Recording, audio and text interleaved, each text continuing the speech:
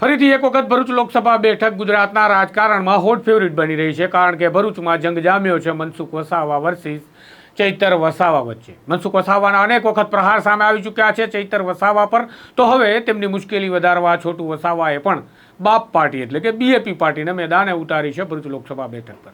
અત્યારે ચૈતર વસાવા પોતાની ઉમેદવારી નોંધાવવા માટે નીકળી ગયા છે, જાણે પોતાના લોકસભાના ક્ષેત્રને ગમરોડતા આગળ વધી રહ્યા હોય એ પ્રકારના દ્રશ્યો જોવા મળી રહ્યા છે. સાથે જ પંજાબના મુખ્યમંત્રી ભગવંત માન પણ છે અને ગુજરાત કોંગ્રેસના અધ્યક્ષ અને સાંસદ શક્તિસિંહ ગોહિલ પણ તેમની સાથે છે. ઉમેદવારી નોંધાવવા જઈ રહેલા ચૈતર વસાવાના કાફલા વિશે વાત કરીએ. નમસ્કાર, હું છું આપની સાથે તુષાર બસિયા. નવજીવન ન્યૂઝમાં આપનું સ્વાગત છે.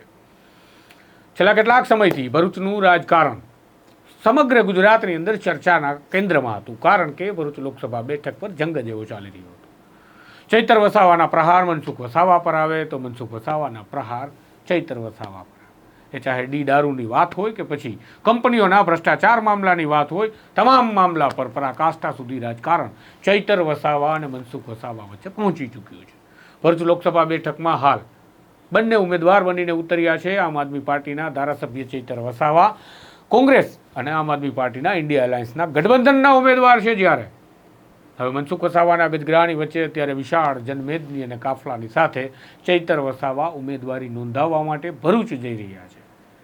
હાલ તેઓ જે તમે દ્રશ્યો જોઈ રહ્યા છો એ વિશાળ કાફલો છે, એ વિશાળ ડીજે ને સાથે રાખી અને મોટી સંખ્યામાં કાર્યકર્તાઓને લઈ ભરૂચ તરફ આગળ વધી રહ્યા છે. ભગવંત માન નજરે પડે છે, શક્તિસિંહ ગોહિલ નજરે પડે છે, સાથે જ ગોપાલ ઇટાલિયા પણ એમની સાથે ઉમેદવારી નોંધાવવા સમયે નજરે પડી રહ્યા છે.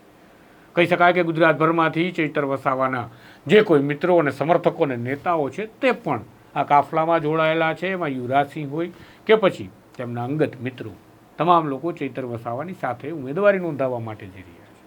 પરંતુ આજે જનમેદની આ વિશાળ કાફલો દેખાઈ રહ્યો છે, એ વિશાળ કાફલો ભારતીય જનતા પાર્ટીની ઊંઘ ઉડાડવા માટે કેટલો કારગર સાબિત થાય છે એ આપણે નથી જાણતા, અને મતદારોનો મૂડ જે છે એ ક્યારે પલટી જતો હોય છે એ પણ આપણે નથી જાણતા. માટે હાલ એ ટીકા ટિપ્પણી કરતાં આ વિશાળ જનમેદની વિશાળ કાફલા વિશે વાત કરીએ. ચૈતર વસાવા આજે ઉમેદવારી નોંધાવવાના છે. ઉમેદવારી નોંધાવ્યા બાદ તેઓને નર્મદા જિલ્લામાં એક તો પ્રવેશની પરવાનગી મળી ગઈ છે, એ સમાચાર પણ આવી ગયા છે. તો હવે તેમને પોતાના હોમટાઉન, પોતાના હોમ પિચ ઉપરથી રમવાનો મોકો પણ મળી શકશે, જે એ રાજકીય વિશ્લેષકોના મતે પોઝિટિવ સાઇન માનવામાં આવે છે ચૈતર વસાવા માટે. હવે ચૈતર વસાવા પોતાના તમામ નર્મદા જિલ્લાના અને ભરૂચ જિલ્લાના જે પોતાના મતક્ષેત્રના વિસ્તાર છે તેમાં પ્રચાર કરી શકશે અને બેબાક રીતે પોતાના પ્રચાર કાર્યને આગળ વધારી શકશે, કારણ કે ગુજરાત હાઈકોર્ટે નર્મદામાં તેમની જે પ્રવેશબંધી જે જામીનની શરતમાં હતી તે હટાવી છે અને તેમને નર્મદામાં પ્રવેશ માટેની પરવાનગી આપી છે.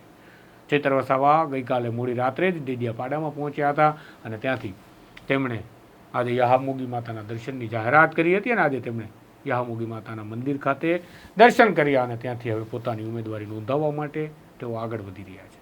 કહેવાય છે કે ભરૂચમાં તેઓ સાંજે પહોંચશે, કારણ કે તેઓ ઠેર ઠેર સભાઓ, ભાષણો અને પોતાના વિસ્તારને ગમરોડતા આગળ વધી રહ્યા છે, માટે વખત લાગવાનો છે. ખેર, જોઈએ પરિણામ શું આવે છે. હાલ તો ચૈતર વસાવા વિશાળ કાફલા સાથે ઉમેદવારી નોંધાવવા જઈ રહ્યા છે. નમસ્કાર. વૈષ્ણવજન તો તેને કહીએ જે પીડ પરાઈ.